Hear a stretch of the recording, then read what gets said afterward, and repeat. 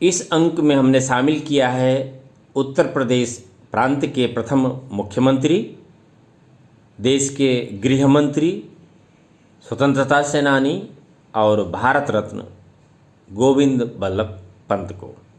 आइए जानते हैं विस्तार से।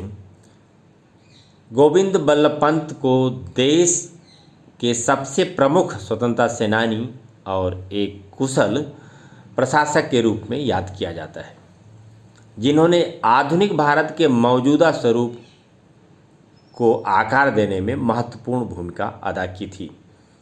गोविंद बल्लभ पंत वर्ष 1937 से 1939 के बीच संयुक्त प्रांत के प्रीमियर, वर्ष 1946 से 1954 तक उत्तर प्रदेश के पहले मुख्यमंत्री और वर्ष 1955 से 1961 तक केंद्रीय गृह मंत्री के रूप में कार्य किया। गोविंद बल्लभ पंत को वर्ष 1957 में भारत के सर्वोच्च नागरिक सम्मान भारत रत्न से भी सम्मानित किया गया था।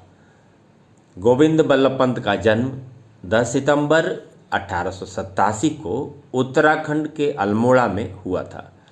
जब गोविंद बल्लभ पंत 18 वर्ष के थे तो उन्होंने गोपाल कृष्ण गोखले और मदन मोहन मालवीय को अपना आदर्श मानते हुए भारतीय राष्ट्रीय कांग्रेस के सत्रों में एक स्वयं सेवक के रूप में काम करना प्रारंभ किया।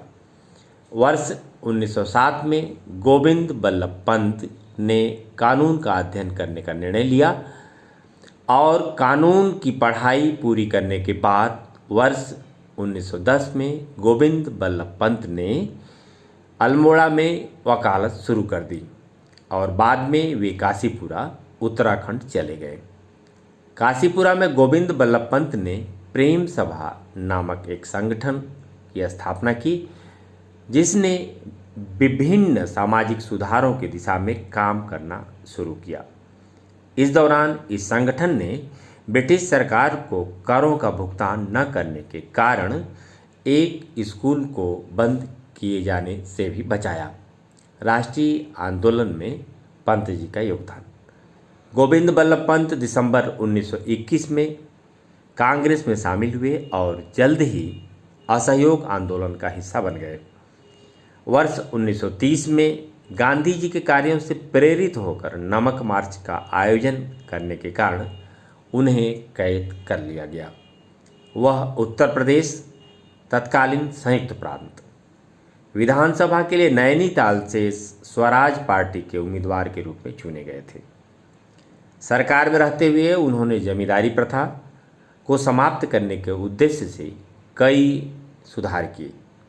गोविंद बल्लभ पंत ने देश भर में कुटीर उद्योगों को प्रोत्साहित किया और कुली भिक्षुक कानून का भी विरोध किया, जिसके तहत कुली और भिक्षुकों को बिना किसी पारिश्रमिक के ब्रिटिश अधिकारियों का भारी सामान ढोने के लिए मजबूर किया जाता था।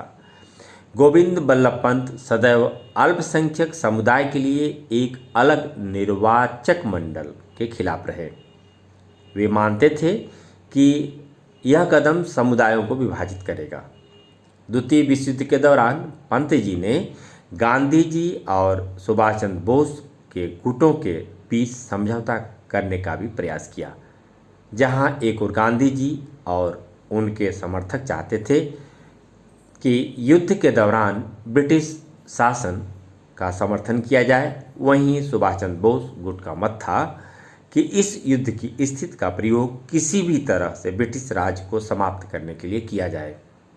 वर्ष 1942 में उन्हें भारत छोड़ो प्रस्ताव पर हस्ताक्षर करने के लिए गिरफ्तार किया गया और गोविंद बल्लभ पंत को मार्च 1945 तक कांग्रेस कार्य समिति के अन्य सदस्यों के साथ अहमदनगर किले में कुल 3 वर्ष बिताया।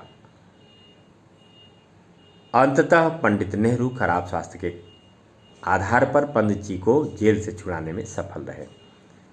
स्वतंत्रता के बाद जानते हैं पंत जी की भूमिका।